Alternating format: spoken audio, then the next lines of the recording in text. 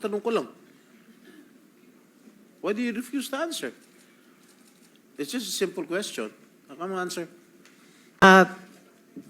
Campaign caravan po ninyo. Ayan o, Mayor Dong Kalugay 2022. Nag-attend si Guo Huaping sa campaign caravan ninyo.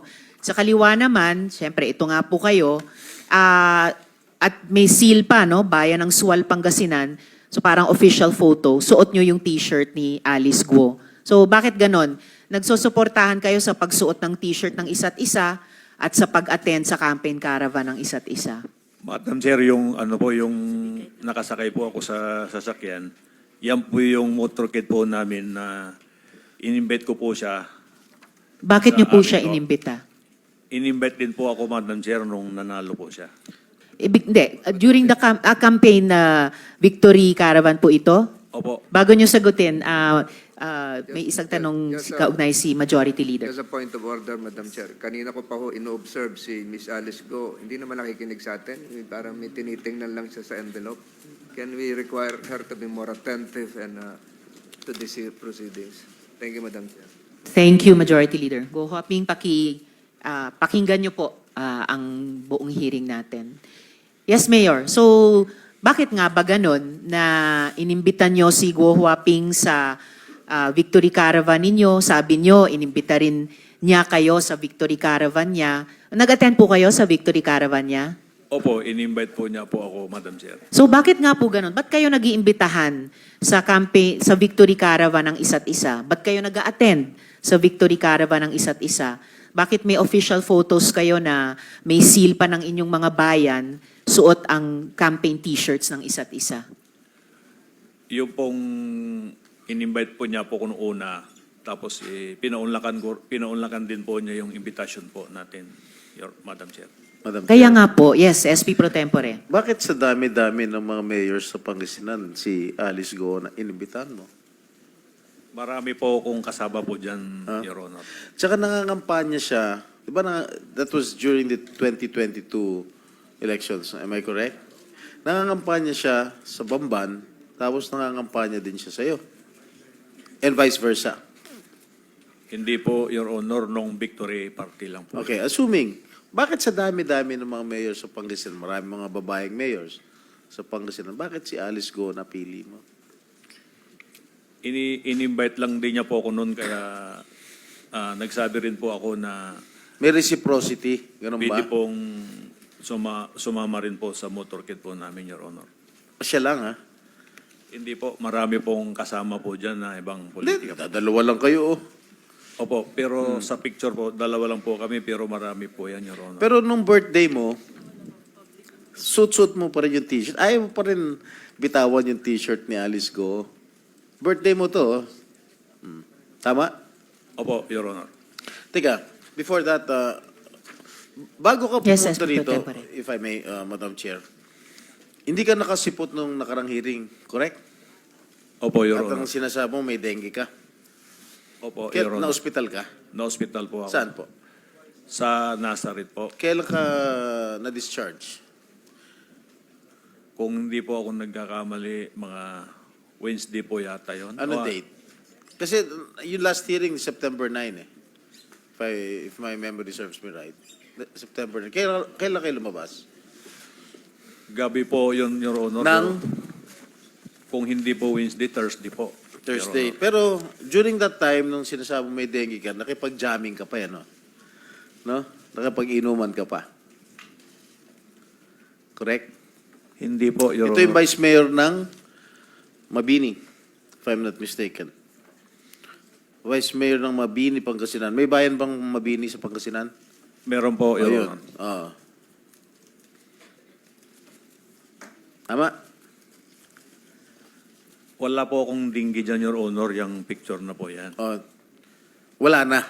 Hindi po, Katatapos lang. hindi po ako uminom po nung ako po may dinggi, Your Honor. Ha?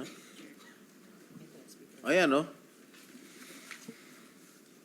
Yan, tignan mo sa TV. Yan po, Your Honor, bago po ako magka-dinggi po. Bago magka-dengue o pagkatapos ng dengue? Hindi, Hindi. huwag ka magsinungaling dito. Hindi po, bago po ako magka-dinggi, Your Honor. I'll give you the benefit of the doubt.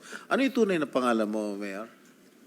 Liseldo Kalugay po. Liseldo. Yung middle name mo? Digintos po, Your Honor. Ano na? Digintos po, Your Honor. May mga kaso bang nakasampas sa inyo sa kasalukuyan? Sa pagkakaalam ko po, Your Honor, wala po. May death threats ka ba? May banta ba sa buhay mo? Wala naman po, Your Honor. Kinukuha ko yung time ni Madam Chair, nakakaya. Kayo muna. Salamat po, SP Pro Temp. So, huli na lang dun sa mga photos nyo sa Victory Caravan at saka pagsuot ng t-shirt ng isa't isa. Bakit nga kayo ang pinili ni Guo Huaping na bigyan ng ganyang t-shirt kahit nasa ibang probinsya kayo at imbitahin o dumalo sa Victory Caravan ninyo? At bakit siya ang pinili nyo na isuot nyo yung campaign t-shirt niya at imbitahin sa caravan ninyo nung Victory Parade? Bakit po, Mayor? Yung pong t-shirt na yan, hindi ko po sinusuot po sa pagkakampanya po. Yung... Hindi ho, pero official photo to eh. May tatak pa nung seal nung bayan nyo. Opo, yan po ay nasa bahay po ako, Madam Chair. Kaya lang, naging official photo, may tatak nga ng seal ninyo. And then ito pong caravan, bakit nga po siya ang pinili nyong imbitahin na sumali sa Victory Caravan? Katabi nyo, nasa lead vehicle siguro ito. Pinaunlakan ko rin po pinaunlakan din niya po yung invitation po namin, Mayor, dahil nung motorcade din po nila, in-invite po kami, pumunta rin po kami, Madam Chair. Mayor, close enough ba kayo ni Guo Huaping para may koordinasyon yung mga staff ninyo? Nagtatrabaho sila magkasama. Halimbawa, si Miss Cheryl, tapos sina Miss G at Miss Kath. Close ba kayo ni Guo Huaping para yung tatlong staff nyo nagtatrabaho na magkasama? Hindi naman po, Your Honor, magkaibigan lang po talaga. Magkakaibigan din sila, pero hindi naman. So, minsan may mga trabaho silang ginagawa na magkasama. Hindi ako po sigurado, Madam Chair. Naku, sir, dapat sigurado po kayo dahil senior staff nyo po si Miss Cheryl. And mamaya, tatanungin ko rin po si Guo Huaping tungkol kina Miss G at Miss Kat. Siguro, Madam Chair. ako, yung mga staff ko sa opisina, alam ko kung sino mga katrabaho nila sa ibang mga staff dito sa Senate. One related question Yeah, kay Senator Joel. No, Madam Chair, I just, I've been here for a while and para ho tayong mga bata dito, Madam Chair, na suot mo yung t-shirt ni Guo Huaping, magkasama kayo sa float, kayong dalawa lang, sabi mo, madami, nasa official photo mo itong t-shirt na ito, Mayor. Siguro, wag na tayong magpaligoy-ligoy pa. May relasyon ba kayo ni Alice? Gusto mo ba siya? Gusto ka niya? Ay, wala po. Wala pong ganyan, Your Honor. Hindi kayo lovers in Pogo? Ay, hindi po, Your Honor. So, dinideny mo. May partnership ba kayo? Anything? May bank account kayo together? Meron kayong negosyo together?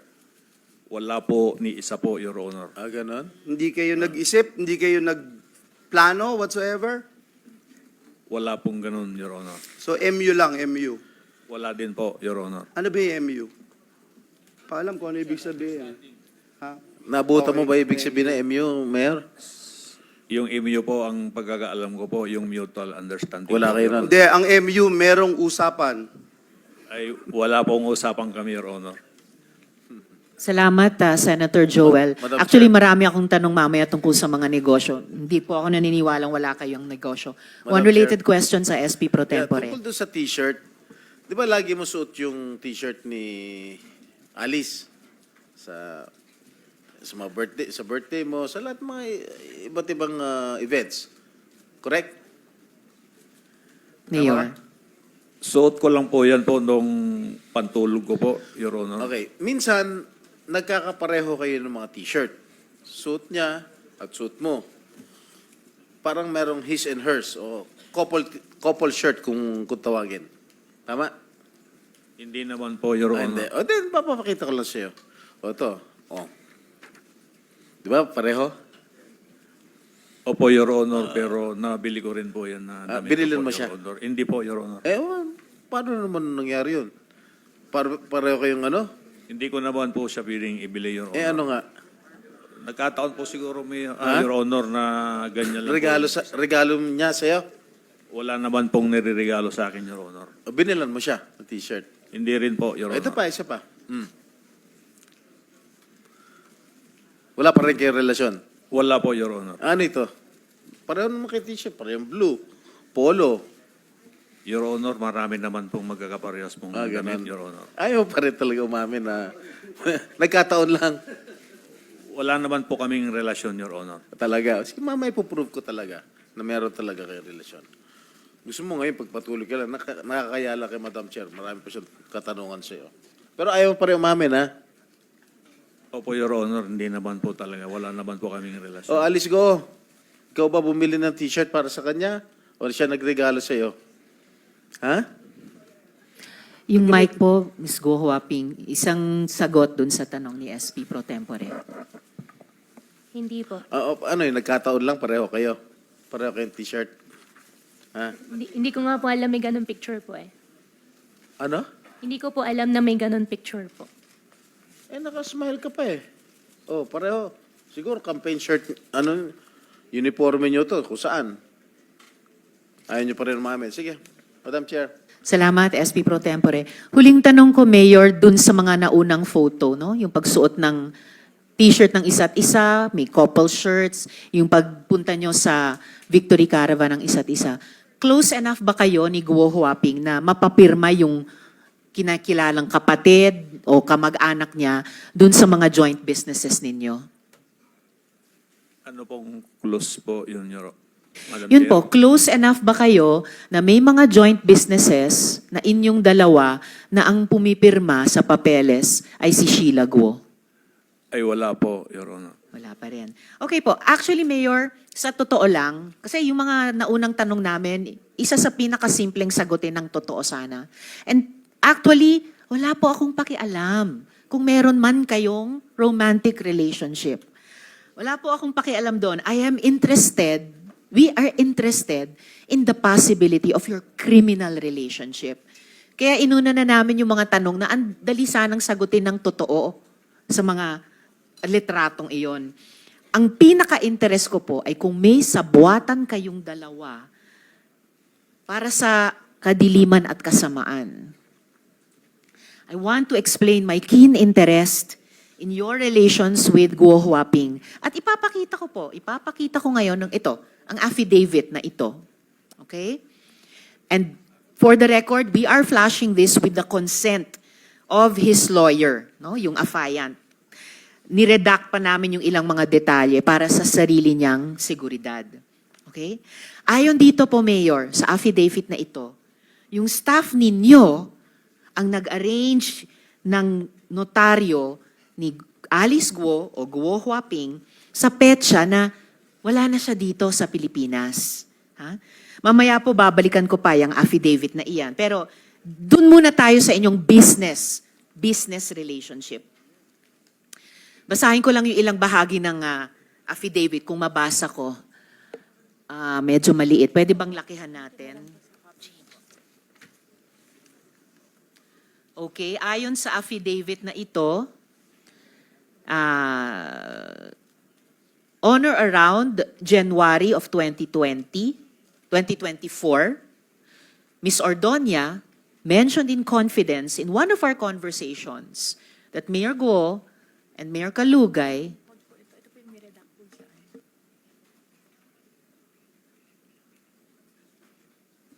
all right. On or around August 12, 2024, Ms. Ordonia called me, yung affiant, asking if I knew a notary public who would be able to notarize an affidavit for an unnamed person and asked for assistance to facilitate the same. On August 13, 2024, Ms. Ordonia called to make arrangements to pick up the document to be notarized. Ms. Ordonia instructed me to go to Concepcion Road, Concepcion Tarlac, to meet the person whose affidavit would be notarized. She also gave me the number of a certain Kath to coordinate with. On August 14, 2024, I arrived at the meeting place at around 8:30 a.m. At around 11:15 a.m., I received a call from Kath to inform me that a certain G will bring the document to me. At around 11:30 a.m., G handed the document to me, and I learned that the name of the affiant is Alice Leal Guo. I noted to G that the document was unsigned and asked that the affiant sign the document. G went to a vehicle across the road to have the document signed by the passenger. The passenger of the vehicle rolled down the window and waved at me. From afar, I saw the resemblance of Mayor Alice Guo and waved back. The passenger rolled the window back up. G approached me with a signed document and they all left with the vehicle. So ito po yung... Tapos mayat maya sa affidavit, I called Kath to request that Mayor Alice Guo call me so that the Attorney Galicia, could be reassured that the affidavit is being executed voluntarily and that she is still in the Philippines. Mayor Alice Guo assured me and Attorney Galicia that she executed the affidavit and that she is in the country. At around 8 p.m., I left Bulacan to go to 7-Eleven Capas Tarlac and deliver the document to G. I am unaware if she was accompanied by any other person. So, according to this, Mayor, your staff, si Ms. Medina, arranged the notary of Guo Huaping on a date. She was not here in the Philippines. Mamaya po, babalikan ko, Mayor, ang affidavit na ito. Pero dito muna tayo sa inyong business relationship. Business partners po ba kayo ni Guo Huaping, Mayor? Madam Chair, wala po kaming kahit na isa po na business partner po. Naku, Mayor, kunin niyo yung pagkakataon yung mga susunod kong tanong para sumagot ng totoo po. You are under oath at hindi lang po itong huling dokumento ipapakita ko at namin sa inyo, ha? Madam Chair. Yes, SP Pro I Tempore. would like to remind the good mayor of Sual, Pangasinan, if you keep on lying before this committee, I might force to cite you in contempt. Sinungaling na nga itong girlfriend mo. Sinungaling ka pa rin.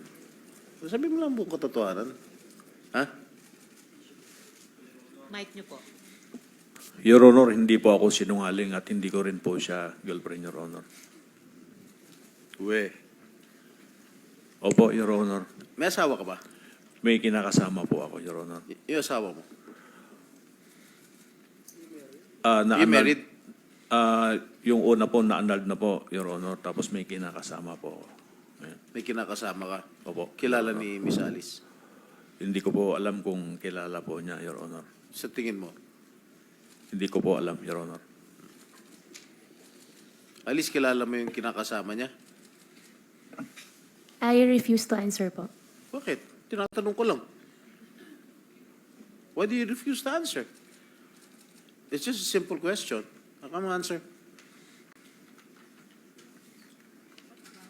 Guo Huaping, on what grounds are you not answering the question of the SP Pro Tempore? Sen, hindi ko po kilala. Ano daw? Hindi niya kilala. Okay. Salamat, SP Pro Tempore. Mayor, kung wala kayong negosyo ngayon, meron ba kayong may mga negosyo dati? Madam Chair, wala po kaming negosyo kahit na dati po, Madam Chair. I really regret yung ganitong line of answering nyo, Mayor. Ito, meron po akong info-flash ngayon. Mga dokumento po. Kung wala kayo negosyo, ikaw may negosyo Yes, ka SP Pro sarili? Tempore. May negosyo ka sarili? Yung sa'yo lang? Meron po, Your Honor. Marami. Hindi po, sa tracking po. Tracking? Opo. Ano pa? Merchandise? Wala po, tracking lang po, Your Honor. Fish farm? Wala rin pong fish farm, Your Honor. Talaga? Opo. Wala kang fish farm? Wala po, Your Sige. Honor. Okay.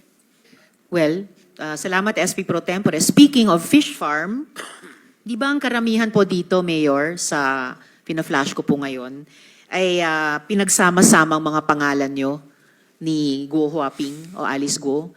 Tingnan nyo po, AC Aqua Farm, D Aqua Farm, Lixel Fish Farm, Dongguo Fish Farm, Guko Aqua Farm. Madam Chair. Yes, yung SP Pro AC, Tempore. I think stands for Alice and Kalugay. Very possible, SP Pro Tempore. Ha? Yung D Aqua Farm, Dong. Lixel, Alice, LIC, and Liceldo. Dongo, Dong, and Go. Tinalo nyo pa si Dong yan, ha? Guko. Ha?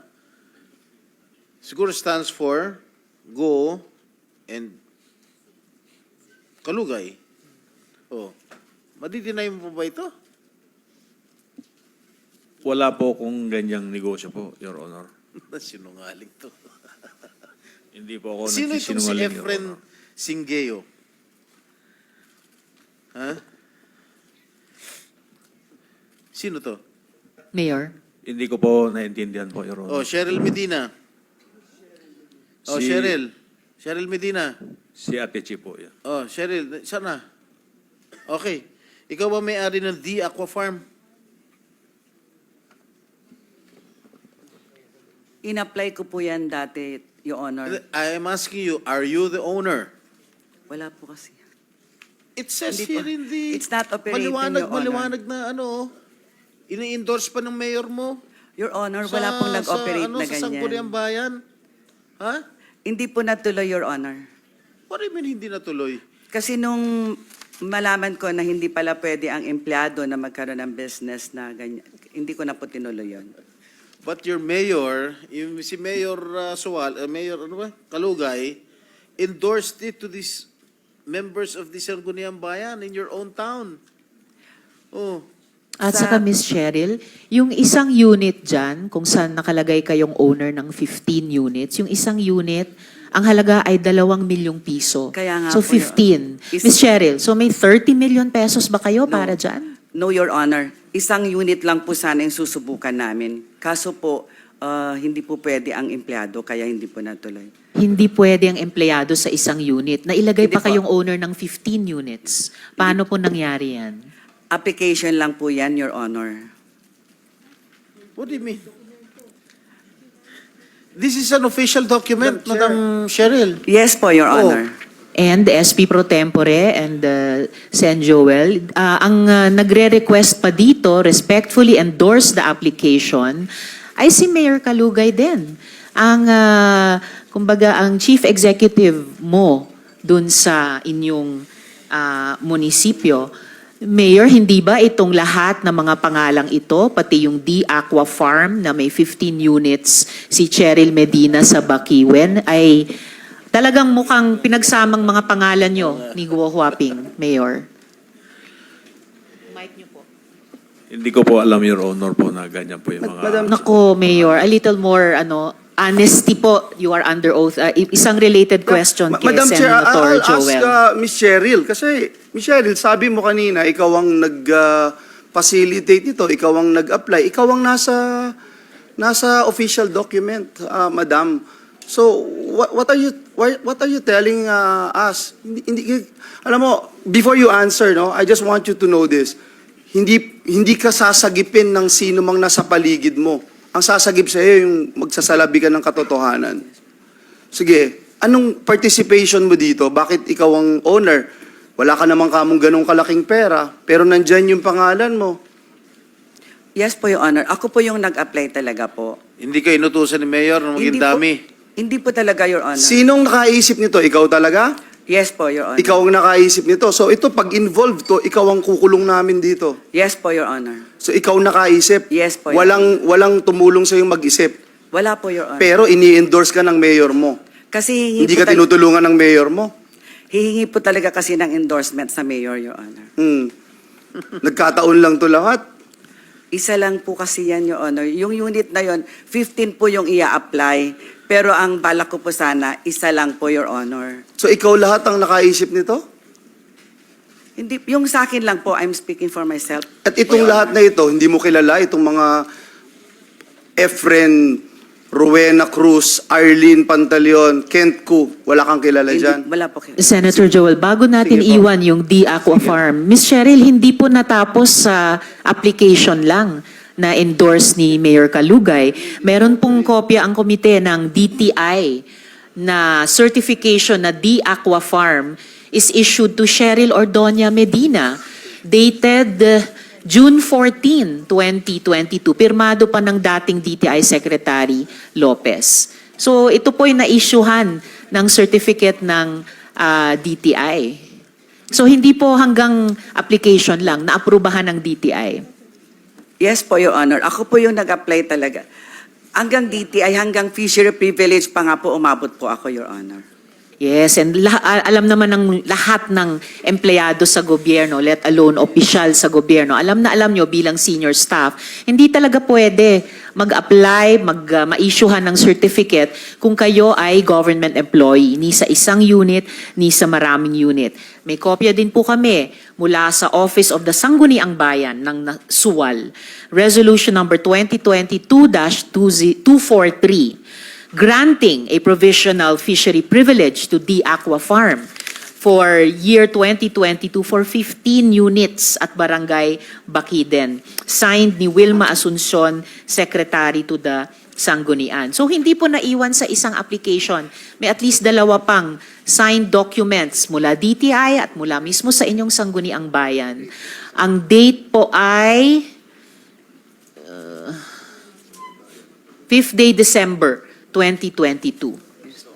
So after itong June, na-issuehan ng certificate in your name para sa D Aqua Farm ng DTI, half a year later, umaandar pa yung proseso. Resolution po ng Sangguniang Bayan. So inyo po talaga ito in at least 3 documents we've presented so far, Ms. Cheryl. Yes po, Your Honor. So, and Madam Chair. kanina sabi nyo, alam nyo, hindi pwede ni isang unit. Pinagpatuloy pa rin ninyo. SP Pro Tempore. Madam Chair, I move that we require her to submit her SALN before this committee. Yes, thank you, SP Pro Tempore. The chair was about to ask you, Ms. Cheryl, kung itong The Aqua Farm ay nasa SALN ninyo, pakisubmit nyo yung mga SALN ninyo sa the last several years dito sa aming komite.